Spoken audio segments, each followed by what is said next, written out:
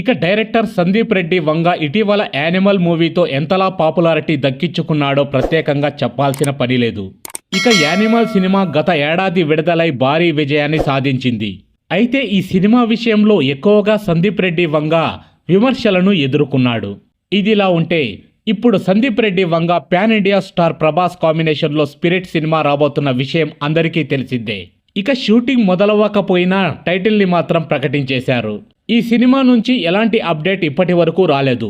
కానీ సోషల్ మీడియాలో మాత్రం దీనికి సంబంధించిన పలు వార్తలు నెట్టింట వైరల్ అవుతూనే ఉన్నాయి.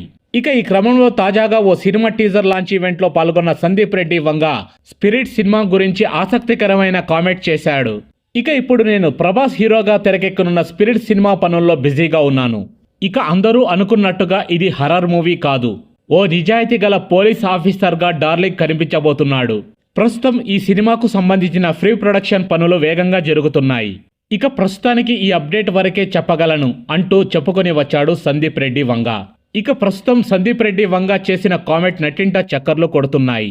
ఇక దీంతో ప్రభాస్ ఫ్యాన్స్ ఆనందానికి అవధులు లేకుండా పోయాయి. డార్లింగ్ను పోలీస్ గెటప్లో చూడాలని తెగ తహతహలాడుతున్నారు ప్రభాస్ ఫ్యాన్స్. అంతేకాకుండా తొందరగా షూటింగ్ పూర్తి చేసి సినిమా గురించి అప్డేట్స్ రిలీజ్ చేయాలని కోరుతున్నారు.